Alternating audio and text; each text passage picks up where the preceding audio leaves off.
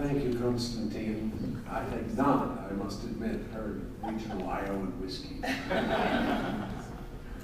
Our next speaker, as Konstantin said, is also a member of Parliament from Sweden.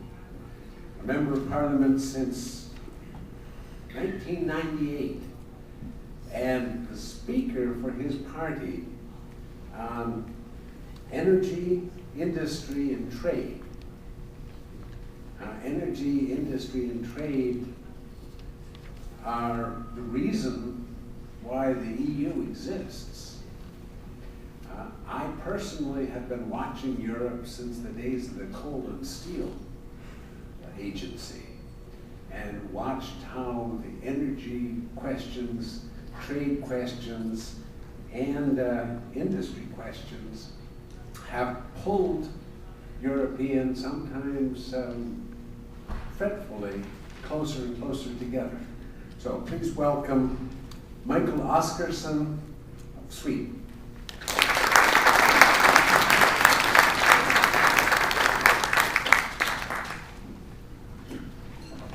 Thank you very much. It's a pleasure to be here. And as Konstantin mentioned before, we have been for 1 week in Washington, D.C. And then my group went to Lincoln, Nebraska. And now we come to the most beautiful part of the States, San Francisco. Yes.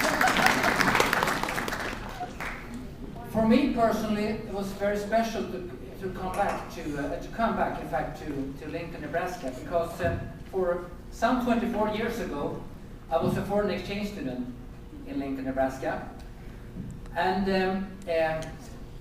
through our stay there, I got the possibility to meet with, to go to my old school, to the high school I went.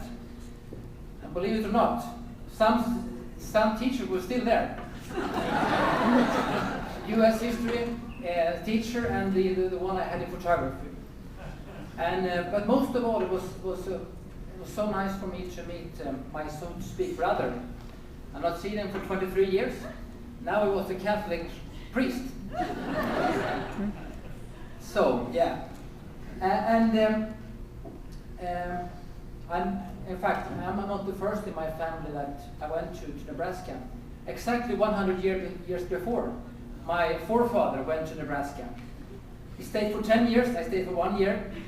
He came back and he was able to raise the money to buy the farm that was raised on. And let me be very personal. That year, for 24 years ago, meant a lot for me. I'm from a very small city in Sweden, a small farm. We had about 9 cows. And that year in Lincoln, Nebraska meant a lot. The message I got was, what do you want to do, Mikael? Do it. It's kind of close to the, yes we can, right? And that meant a lot for me, and I'm very thankful for that year. As we mentioned before here, the topics for our stay here is U.S. foreign policy challenges. And we all know that we do have several challenges. And Iran, will the regime ever tell the truth about their nuclear plans? And they have a president that threatens Israel, we know that, but also other nations. Afghanistan, will the war ever be over? And we can see that the support, at least in Sweden, is decreasing. But what will happen if we pull out now? And we do have in Pakistan, in Middle East, and Russia. During the last 2-3 years, we can see that more and more power goes to Putin. We know that NGOs have a hard time in Russia. 18 journalists has been killed. None of them have been sold. And we know that Russia is the world's #1 supplier of natural gas, and #2 when it comes to producing oil and export oil.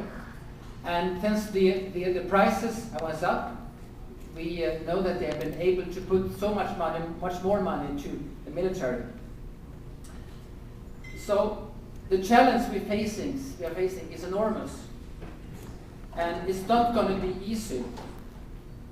But the values we share in America and in Europe for democracy, for freedom of speech, for freedom of religion, is worth fighting for.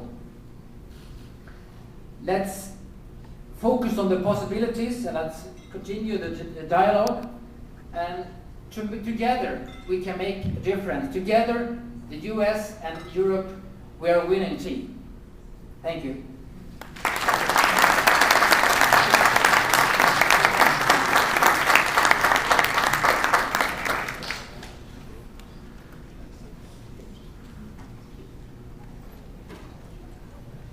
We've heard 4 personal statements, 4 personal viewpoints, which do not represent the viewpoint of Europe, just as nothing that I could say would represent the viewpoint of the United States.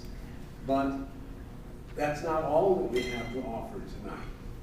Could I ask the other members of this 19-person group to stand and be recognized?